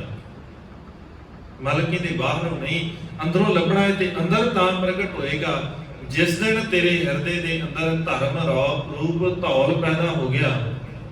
ਧਰਮ ਰੂਪ ਉਹ ਧੌਲ ਪੈਦਾ ਹੋਏਗਾ ਜਿਸ ਦੇ ਨਾਲ ਧਰਮ ਧੌਲ ਪ੍ਰਗਟ ਹੋਏ, ਧੀਰਜ ਵਹੈ ਸਹਿ ਸਿਰ ਭਾਰਾ। ਧੀਰਜ ਦੇ ਨਾਲ ਉਹ ਵਹਿੰਦਾ ਹੈ, ਧੀਰਜ ਦੇ ਨਾਲ ਉਹ ਖੇਤਾਂ ਦੇ ਵਿੱਚ ਕੰਮ ਕਰਦਾ ਹੈ। ਸਤਿਗੁਰੂ ਕਹਿੰਦੇ ਇਦਾਂ ਹੀ ਤੇ ਸੰਸਾਰ ਦੇ ਅੰਦਰ ਵਿਚਰਨਾ ਸੀ, ਜ਼ਿੰਮੇਵਾਰੀਆਂ ਨੂੰ ਲੈ ਕਰਕੇ। ਜਿਵੇਂ ਉਹ ਬਲਦ ਬੜੇ ਧੀਰਜ ਦੇ ਨਾਲ, ਟਿਕਾ ਦੇ ਨਾਲ ਖੇਤਾਂ ਦੇ ਵਿੱਚ ਚੱਲਦਾ ਹੈ ਨਾ, ਉਹਦਾ ਸਿਰ ਦੇ ਉੱਤੇ ਭਾਰ ਸਹਿੰਦਾ ਹੈ, ਪਰ ਟਿਕਾ ਬੜਾ ਹੈ, ਧੀਰਜ ਨਹੀਂ ਛੱਡਦਾ। ਸਤਿਗੁਰੂ ਕਹਿੰਦੇ ਸੰਸਾਰ ਦੇ ਅੰਦਰ ਰਹਿੰਦੇ ਆ ਇਦਾਂ ਹੀ ਤੇ ਜ਼ਿੰਮੇਵਾਰੀਆਂ ਨੂੰ ਸੰਭਾਲਣਾ ਸੀ। ਇਦਾਂ ਹੀ ਜ਼ਿੰਮੇਵਾਰੀਆਂ ਨੂੰ ਸੰਭਾਲਦਿਆਂ ਹੋਇਆ ਤੂੰ ਧੀਰਜ ਦੇ ਵਿੱਚ ਰਹਿਣਾ ਸੀ, ਰੱਬੀ ਗੁਣਾਂ ਦੇ ਨਾਲ ਸਾਂਝ ਬਣਾਉਣੀ ਸੀ, ਹਿਰਦੇ ਦੇ ਅੰਦਰ ਧੀਰਜ ਪੈਦਾ ਕਰਨਾ ਸੀ। ਇੱਕ ਇੱਕ ਜਾਓ ਜਣਿੰਦਿਆਂ, ਚੌ ਚੱਕਾਂ ਵਿੱਚ ਵਗ ਹਜ਼ਾਰਾ। ਫਿਰ ਇੱਕ ਇੱਕ ਉਸ ਬਲਦ ਤੋਂ ਹਜ਼ਾਰਾਂ ਦੀ ਗਿਣਤੀ ਦੇ ਵਿੱਚ ਅੱਗੇ ਗਾਉਂ ਵਿੱਚ ਪੈਦਾ ਹੋ ਜਾਂਦਾ ਹੈ, ਬਲਦ ਪੈਦਾ ਹੋ ਜਾਂਦੇ ਨੇ। ਭਾਈ ਗੁਰਦਾਸ ਜੀ ਕਹਿੰਦੇ ਇਦਾਂ ਹੀ ਤੇ ਹੈ, ਇੱਕ ਗੁਣ ਪੈਦਾ ਤੇ ਕਰ, ਇੱਕ ਗੁਣ ਪੈਦਾ ਕਰ, ਦੇਖੀ ਤੇਰੀ ਜ਼ਿੰਦਗੀ 'ਚ ਕਿੰਨੇ ਗੁਣ ਆ ਜਾਣਗੇ, ਤੈਨੂੰ ਆਪ ਨੂੰ ਵੀ ਨਹੀਂ ਪਤਾ ਲੱਗੇਗਾ। ਇੱਕ ਗੁਣ ਪੈਦਾ ਕਰਕੇ ਦੇਖ। ਜਿਸ ਦਿਨ ਔਗਣਾਂ ਨੂੰ ਖਤਮ ਕਰਨਾ ਸ਼ੁਰੂ ਕੀਤਾ ਤੇ ਗੁਣਾਂ ਨੂੰ ਪੈਦਾ ਕਰਨਾ ਸ਼ੁਰੂ ਕਰ ਦਿੱਤਾ, ਉਸੇ ਦਿਨ ਇੱਕ ਤੋਂ ਦੂਜਾ ਗੁਣ, ਦੂਜੇ ਤੋਂ ਤੀਜਾ ਗੁਣ, ਸਤਿਗੁਰੂ ਕਹਿੰਦੇ ਸਾਰਾ ਕੁਝ ਆ ਜਾਏਗਾ। ਐਵੇਂ ਨਾ ਤੁਰਿਆ ਫਿਰਿਆ ਕਰ ਇੱਕ ਇੱਕ ਚੀਜ਼ ਨੂੰ ਲੱਭਦਿਆਂ ਹੋਇਆ। ਤੂੰ ਇੱਕ ਗੁਣ ਪੈਦਾ ਕਰ ਲੈ, ਬਸ ਰੱਬੀ ਨਾਮ ਨੂੰ, ਰੱਬੀ ਹੁਕਮ ਨੂੰ ਆਪਣੇ ਹਿਰਦੇ 'ਚ ਵਸਾ। ਜਿਸ ਦਿਨ ਇਹ ਗੁਣ ਤੇਰੇ ਅੰਦਰ ਆ ਗਿਆ, ਮਾਲਕ ਕਹਿੰਦੇ ਫਿਰ ਸਭੇ ਥੋਕ ਪ੍ਰਾਪਤੇ ਜੇ ਆਵੇ ਇੱਕ ਹੱਥ। ਇੱਕ ਰੱਬ ਜੀ ਦੇ ਹੁਕਮ ਨੂੰ, ਇਹ ਹੁਕਮ ਰੂਪ ਇਸ ਗੁਣ ਨੂੰ, ਹੁਕਮ ਮੰਨਣ ਦਾ ਗੁਣ ਆਪਣੀ ਜ਼ਿੰਦਗੀ 'ਚ ਲੈ ਕੇ ਆ। ਇਹਦੇ ਗੁਣ ਦੇ ਆਉਂਦਿਆਂ ਹੀ ਸੰਸਾਰ ਦੇ ਅੰਦਰ ਦੇ ਜਿੰਨੇ ਗੁਣ ਨੇ ਨਾ, ਸਾਰਿਆਂ ਦੇ ਨਾਲ ਤੇਰੀ ਸਾਂਝ ਬਣ ਜਾਏਗੀ। ਜਿਸ ਦਿਨ ਔਗਣਾਂ ਦੇ ਨਾਲ ਸਾਂਝ ਬਣਾਵਾਂਗੇ, ਸਤਿਗੁਰੂ ਕਹਿੰਦੇ ਫਿਰ ਉਸ ਦਿਨ ਔਗਣ ਆਉਣਗੇ, ਗੁਣਾਂ ਦੇ ਨਾਲ ਸਾਂਝ ਬਣਾ ਕੇ ਦੇਖ ਤਾਂ ਸਹੀ। ਇੱਕ ਵਾਰ ਇੱਕ ਗੁਣ ਦੇ ਨਾਲ ਸਾਂਝ ਬਣਾ, ਉੱਥੇ ਇੱਕੋ ਹੀ ਗੁਣ ਦੇ ਨਾਲ ਸਾਂਝ ਬਣੀ ਆ ਨਾ, ਇੱਕ ਹੀ ਗੁਣ ਹੈ ਜ਼ਿੰਦਗੀ ਦੇ ਅੰਦਰ, ਸਾਰਿਆਂ ਤੋਂ ਪਹਿਲਾਂ ਆਇਆ। ਭਾਈ ਸੱਜਣ ਦੇ ਅੰਦਰ ਇੱਕੋ ਹੀ ਗੁਣ ਆਇਆ, ਜ਼ਿੰਦਗੀ ਦੇ ਅੰਦਰ ਬੜੇ ਮੰਦੇ ਕਰਮ ਕੀਤੇ, ਪਰ ਜਿਸ ਦਿਨ ਸਤਿਗੁਰੂ ਦਾ ਸ਼ਬਦ ਸੁਣਿਆ ਨਾ, ਉਜਲ ਕਹਿਆ ਚਿਲਕਣਾ, ਘੋਟਮ ਕਾਲੜੀ ਮਸ, ਧੋਤਿਆਂ ਜੂਠ ਨਾ ਉਤਰੈ ਜੇ ਸੌ, ਧੂਆਂ ਤਿਸ ਬੱਗਾ ਬੱਗੇ ਕੱਪੜੇ ਤੀਰਤ ਮੱਝ ਵਸਨ, ਘੁੱਟ ਘੁੱਟ ਜੀਆਂ ਖਾਵਣੇ ਬੱਗੇ ਨਾ ਕਹੀਅਨ। ਜਿਸ ਦਿਨ ਸੁਣਿਆ ਨਾ ਸੱਜਣ ਸਹੀ, ਨਾੜ ਮੈਂ ਚਲਦਿਆਂ ਨਾਲ ਚਲਨ, ਜਿੱਥੈ ਲਿਖਾ ਮੰਗੀਐ ਤਿੱਥੈ ਖੜੇ ਦਿਸਨ।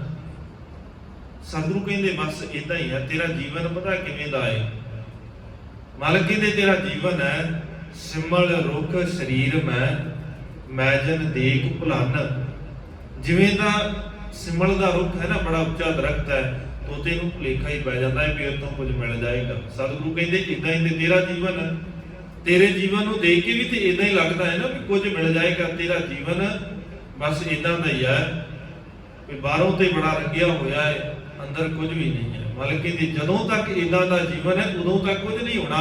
ਪਰ ਜਿਸ ਦਿਨ ਉਹਨੇ ਇਹ ਗੱਲ ਸਮਝ ਕੇ ਆਪਣੇ ਆਪ ਨੂੰ ਸਮਰਪਿਤ ਕਰ ਦਿੱਤਾ ਤੇ ਮੰਨ ਲਿਆ ਨਾ ਕਿ ਮੈਂ ਔਗਣਾ ਮੈਂ ਭਰਿਆ ਹੋਇਆ, ਸਾਰਿਆਂ ਤੋਂ ਪਹਿਲਾ ਗੁਣ ਤੇ ਇਹੀ ਸੀ ਨਾ ਉਹਦੇ ਅੰਦਰ, ਆਪਣੇ ਆਪ ਨੂੰ ਸਮਰਪਿਤ ਕਰ ਦਿੱਤਾ। ਜਿਸ ਦਿਨ ਇੱਕ ਗੁਣ ਪੈਦਾ ਹੋਇਆ ਸਾਰੇ ਔਗਣ ਖਤਮ ਹੋ ਗਏ ਤੇ ਗੁਣਾਂ ਦਾ ਖਜ਼ਾਨਾ ਉਹਦੇ ਹਿਰਦੇ ਦੇ ਅੰਦਰ ਪ੍ਰਗਟ ਹੋ ਗਿਆ। ਗੁਣਾਂ ਦਾ ਖਜ਼ਾਨਾ ਉਦੋਂ ਪ੍ਰਗਟ ਹੋਏਗਾ ਜਿਸ ਦਿਨ ਉਹਦੀ ਚਾਬੀ ਦੇ ਨਾਲ ਮਿਲਾਂਗੇ। ਗੁਰ ਕੁੰਜੀ ਪਾਹੂ ਨਿਵਲ ਮਨ ਕੋਠਾ ਤਨ ਛੱਤ, ਗੁਰਬਿਨ ਮਨ ਕਾ ਤਾਕ ਨ ਉਗੜੈ ਅਵਰ ਨ ਕੁੰਜੀ ਹੱਥ। ਜਿਸ ਦਿਨ ਗੁਰੂ ਦੇ ਸ਼ਬਦ ਰੂਪ ਹੁਕਮ ਰੂਪ ਕੁੰਜੀ ਸਾਡੇ ਕੋਲ ਆ ਗਈ, ਮਨ ਦੇ ਦਰਵਾਜ਼ੇ ਖੁੱਲ ਜਾਣਗੇ ਜਿਹਦੇ ਅੰਦਰ ਬੜੇ ਗੁਣ ਨੇ। ਔਰ ਇਹਨਾਂ ਕੋ ਗੁਣ ਹੈ ਸਤਿਗੁਰੂ ਕਹਿੰਦੇ ਜਿਸ ਦਿਨ ਮੈਂ ਦੇਖਿਆ ਪਿਓ ਦਾਦੇ ਕਾ ਖੋਲ ਡਿਠਾ ਖਜ਼ਾਨਾ ਤਾਂ ਮੇਰਾ ਮਨ ਪਿਆ ਨਿਧਾਨਾ। ਜਿਸ ਦਿਨ ਇਸ ਖਜ਼ਾਨੇ ਨੂੰ ਖੋਲਿਆ ਮਨ ਦੇ ਅੰਦਰ ਦੇ ਖਜ਼ਾਨੇ ਪ੍ਰਗਟ ਹੋ ਗਏ ਕਿਉਂਕਿ ਕੁੰਜੀ ਮਿਲ ਗਈ ਸੀ। ਸਤਿਗੁਰੂ ਕਹਿੰਦੇ ਕੁੰਜੀ ਲੈਣੀ ਹੈ ਤੇ ਗੁਰੂ ਦੇ ਨਾਲ ਸਾਂਝ ਬਣਾ, ਇਥੋਂ ਤੈਨੂੰ ਉਹ ਕੁੰਜੀ ਮਿਲ ਜਾਏਗੀ। ਇੱਕ ਗੁਣ ਦੇ ਨਾਲ ਸਾਂਝ ਬਣਾਏਗਾ, ਬਾਕੀ ਗੁਣ ਜ਼ਿੰਦਗੀ 'ਚ ਆ ਜਾਵਣਗੇ। ਤ੍ਰਿਣੰਦਰ ਵੱਡਾ ਪਾਸਾਰਾ, ਬਸ ਉਹ ਤ੍ਰਿਣ ਦੀ ਜਿਹੜਾ ਸੁਭਾਅ ਹੈ ਨਾ, ਉਹ ਨਿਮਰਤਾ ਵਾਲਾ ਜਿਹੜਾ ਸੁਭਾਅ ਸੀ। ਸਤਿਗੁਰੂ ਕਹਿੰਦੇ ਉਹਦੇ ਨਾਲ ਭਾਈ ਗੁਰਦਾਸ ਜੀ ਕਹਿੰਦੇ ਤ੍ਰਿਣ ਅੰਦਰ ਵੱਡਾ ਪਾਸਾਰਾ। ਉਸ ਨਿਮਰਤਾ ਤੋਂ ਇੰਨੇ ਕੁ ਗੁਣ ਪੈਦਾ ਹੋ ਗਏ, ਸਮਰਪਣ ਭਾਵ ਤੋਂ ਇੰਨੇ ਕੁ ਗੁਣ ਪੈਦਾ ਹੋ ਗਏ, ਸੰਸਾਰ ਦੇ ਅੰਦਰ ਸਾਰਾ ਕੁਝ ਉਹਨਾਂ ਗੁਣਾਂ ਦੇ ਸਿਰ ਦੇ ਉੱਤੇ ਟਿਕਿਆ ਹੋਇਆ। ਤੇਰੇ ਅੰਦਰ ਵੀ ਇਦਾਂ ਹੀ ਗੁਣ ਪੈਦਾ ਹੋ ਜਾਣਗੇ ਜਿਸ ਦਿਨ ਨਿਮਰਤਾ ਸਾਡੇ ਹਿਰਦੇ ਦੇ ਅੰਦਰ ਆ ਗਈ। ਸਤਿਗੁਰੂ ਰਹਿਮਤ ਕਰਨ, ਸਾਡੇ ਹਿਰਦੇ ਦੇ ਅੰਦਰ ਉਹ ਗੁਣਾਂ ਦਾ ਖਜ਼ਾਨਾ ਪ੍ਰਗਟ ਕਰ ਦੇਣ, ਗੁਰ ਸਿਧਾਂਤ ਦੇ ਅਨੁਸਾਰ ਜੀਵਨ ਜਿਉਣ ਦੀ ਜਾਚ ਸਿਖਾ ਦੇਣ। ਵਿਚਾਰਾਂ ਕਰਦਿਆਂ ਹੋਈਆਂ ਬੇਅੰਤ ਭੁੱਲਾਂ ਦੀ ਖਿਮਾ।